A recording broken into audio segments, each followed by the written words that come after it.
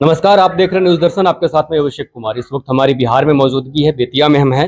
हमारे साथ में बेतिया की महापौर गरिमा देवी शिकारिया जी हैं, जो कि बालाजी डेंटल क्लिनिक का उद्घाटन उन्होंने अपने हाथों से शुभारंभ किया।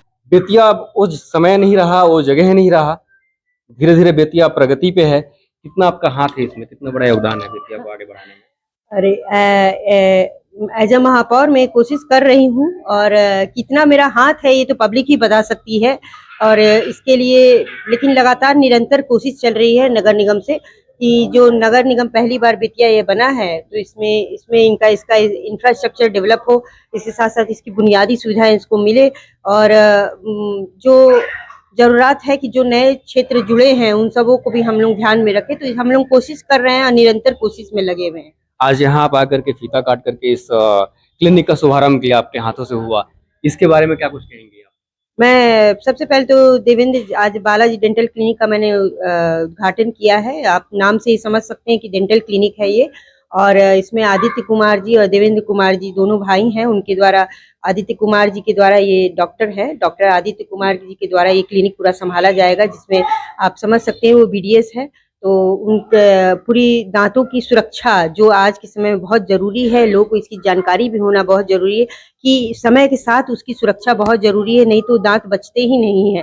और बहुत सारे ऐसे कॉस्मेटिक्स आ चुके हैं जिसमें आप दांतों की जगह दूसरा दांत भी इम्प्लांट करा सकते हैं, लेकिन आप जो चीजें नेचुरल है, जो प्रकृति ने आपको दी है, जो ईश्वर ने आपको दी है, अगर आप उसको नहीं बचा पा रहे हैं तो आप कितनी भी आप उसका सब्स्टिट्यूट लगा ले, उसके बाद उस चीज से आपको पूरी जिंदगी परेशानी झेलनी पड़ती है। तो ये बहुत सारी सुविधाएं मेडिकल साइंस में आ चुकी हैं और ये इन सब सुविधाओं को आज बेतिया में देखा जा रहा है, तो ये बहुत बड़ी बात है कि बेतिया नगर निगम में सही मायनों में इस मायनों में डेवलपमेंट हो रहा है। आप पूरे सुप्रिया रोड से छावनी तक में आप देखेंगे कि लगातार निरंतर देखे होंगे कि आप जो शहरीकरण होता है, शहरीकरण दिखाई देता है यहाँ पे, इस तरीके से शहरीकरण दिखाई देता है।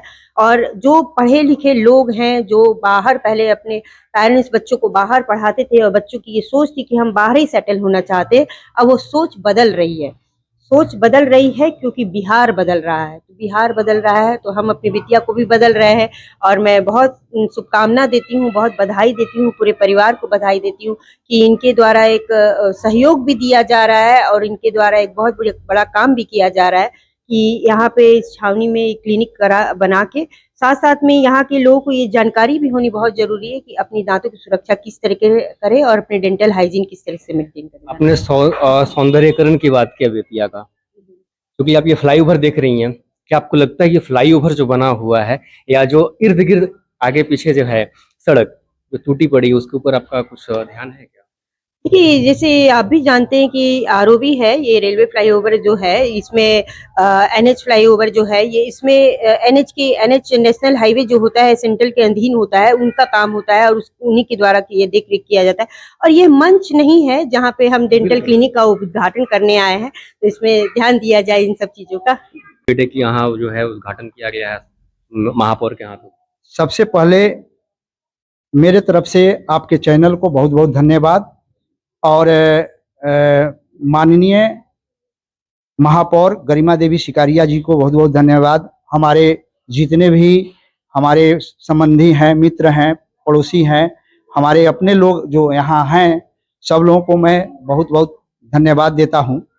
आज के इस अवसर पर मैं अपने आप को बहुत गौरवान्वित महसूस कर रहा हूँ, क्योंकि विकास का जो मुख्य रीढ़ होता है शिक्षा और स्वास्थ्य, उसके तहत मैं स्वयं एक प्रधानाध्यापक के रूप में कार्यरत हूं और 32 वर्षों से मैं अपनी सेवा निरंतर देता आ रहा हूं। और मैंने सोचा था कि स्वास्थ्य शिक्षा के क्षेत्र में मैं अपनी योगदान दे रहा हूं और मेरे जो बच्चे होंगे वे स्वास्थ्य के क्षेत्र मेरी शुरू से यही कामना रही है। तो मैंने अपने बच्चों को स्वास्थ्य के क्षेत्र में आज कितनी खुशी मिल रही है जब स्वास्थ्य के क्षेत्र में ये आ गए हैं। तो मैं आपकी मेरे दो बेटे बीडीएस हैं। एक का क्लिनिक जैसा कि आप सभी जानते हैं, मैडम ने भी बताया कि लक्ष्य डेंटल क्लिनिक जो स्टेशन चौक पर है, आज से 2.5 साल पहले उसका विधिवत उद्घाटन मैडम के द्वारा किया गया। आज फिर वह मुझे सौभाग्य प्राप्त हो रहा है कि उन्हीं के हाथों मेरे छोटे बेटे का जो बालाजी डेंटल क्लिनिक है उनका उद्घाटन हो रहा है। और इस अवसर पर मैं सबको बता देना चाहता हूं कि मेरे दोनों बेटे ही नहीं, मेरी एक पतोहू भी है जो स्वास्थ्य के क्षेत्र में एएनएम के तौर पर काम कर रही है। और ये पूर्वी चंपारण के संग्रामपुर में वहाँ पदस्थापित हैं।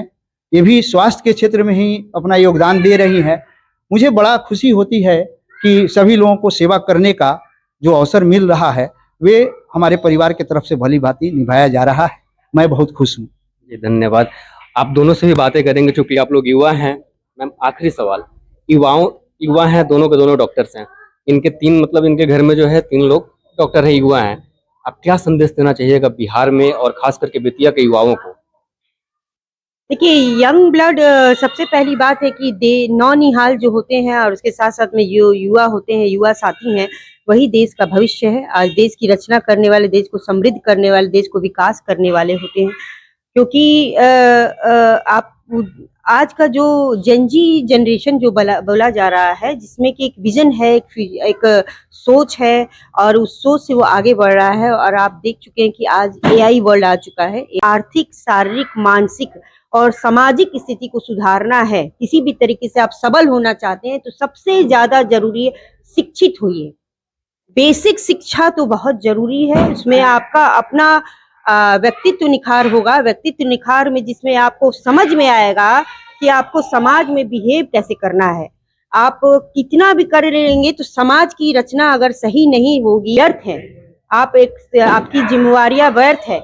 और एक रचनात्मक सोच रखने के लिए जरूरी है कि शिक्षित होने पे ही आपको समझ में आएगा कि आप खुद भी देख रहे हैं कि जब परिवार शिक्षित होने के बाद उन्होंने एक अपना करियर का चुनाव किया, करियर का चुनाव करने के बाद आज सेवा भाव से स्वास्थ्य में लगे हुए हैं और उससे वो अपनी अच्छी अर्निंग भी कर सकते हैं।